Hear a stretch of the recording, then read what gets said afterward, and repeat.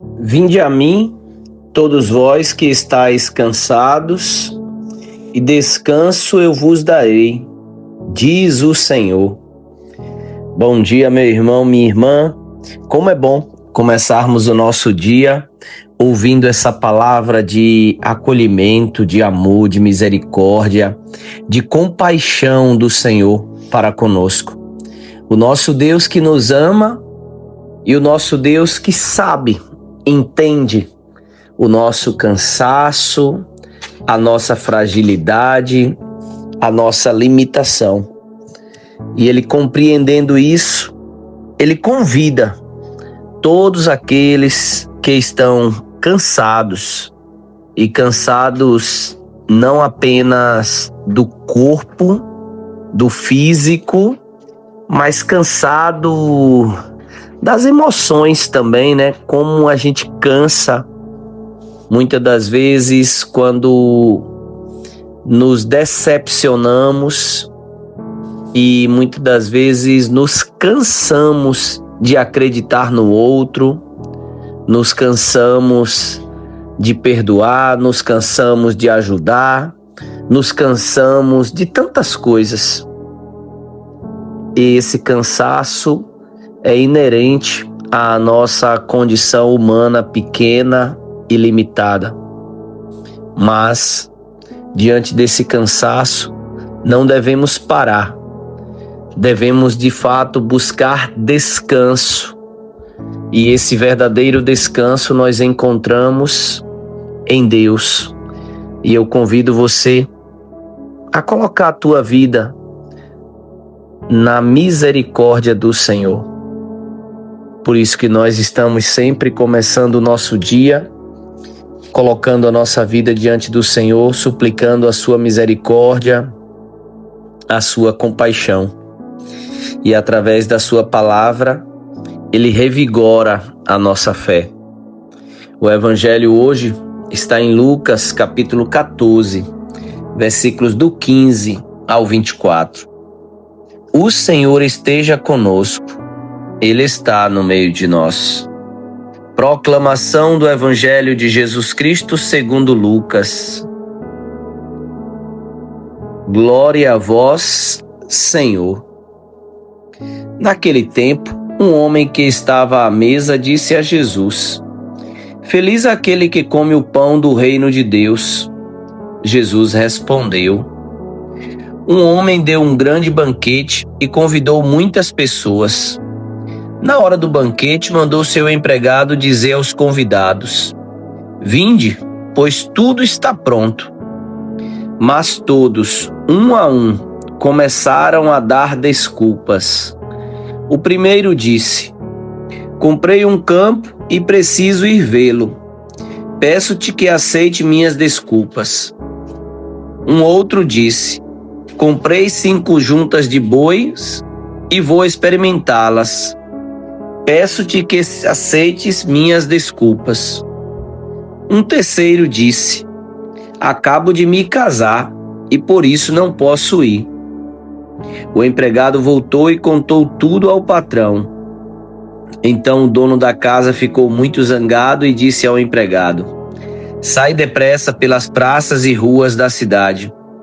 Traze para cá os pobres, os aleijados, os cegos e os coxos. O empregado disse: Senhor, o que tu mandastes fazer foi feito, e ainda há lugar. O patrão disse ao empregado: Sai pelas estradas e atalhos, e obriga as pessoas a virem aqui, para que minha casa fique cheia.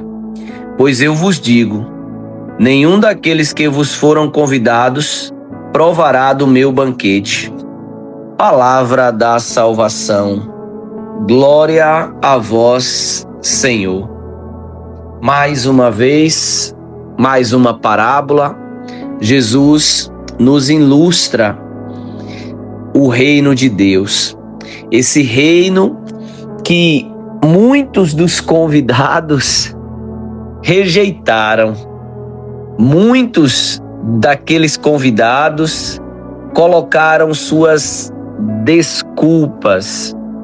E essas desculpas sempre Para quem conta, não é desculpa. Para quem conta, é sempre uma causa muito justa, muito nobre. Jesus, nesta parábola, ele traz 3 pessoas que deram 3 desculpas, né? Desde o primeiro, que diz que comprou um terreno, comprou um campo e foi, por isso que não pode ir. O segundo comprou animais, comprou as 5 juntas de boi e foi experimentá-las. E um terceiro que casou, acabo de me casar e por isso não posso ir.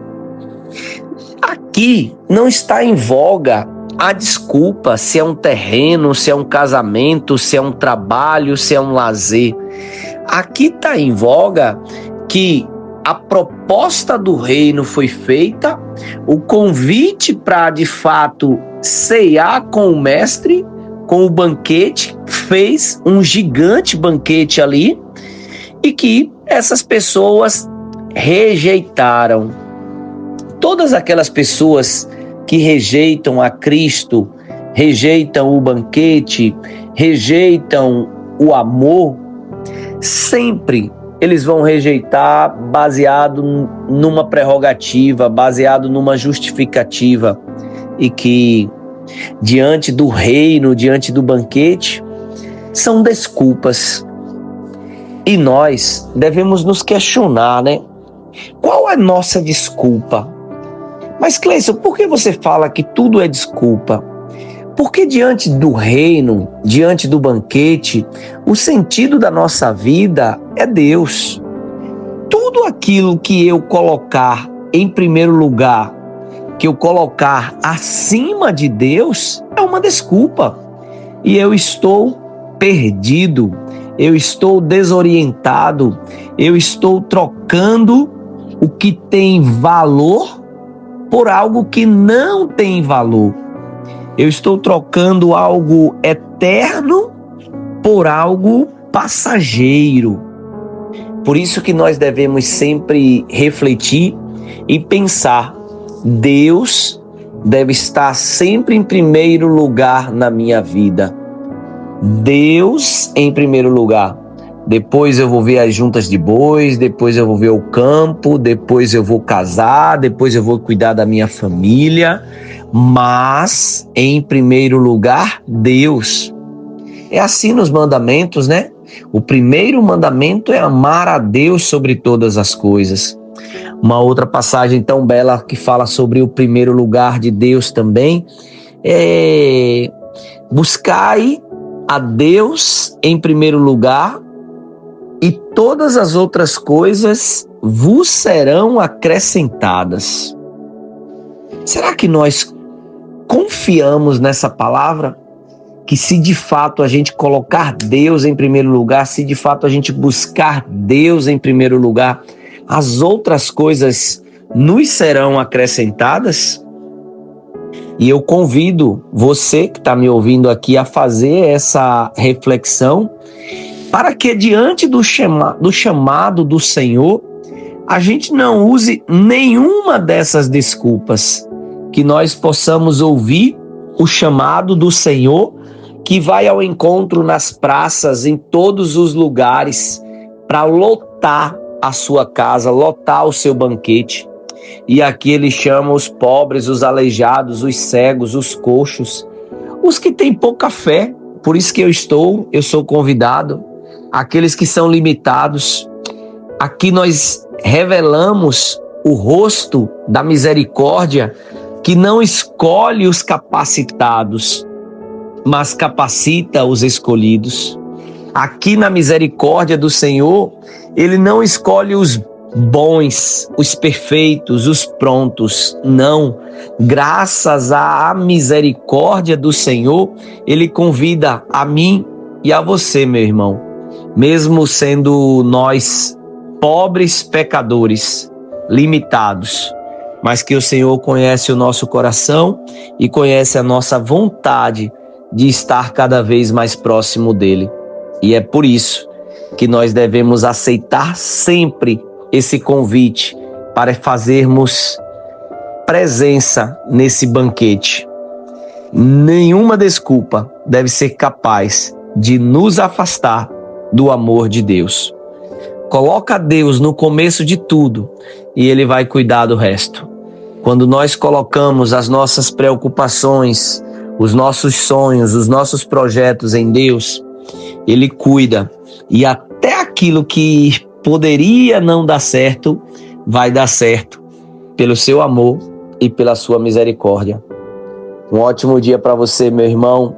Uma ótima terça-feira. Que Deus te abençoe. Em nome do Pai, do Filho e do Espírito Santo. Amém.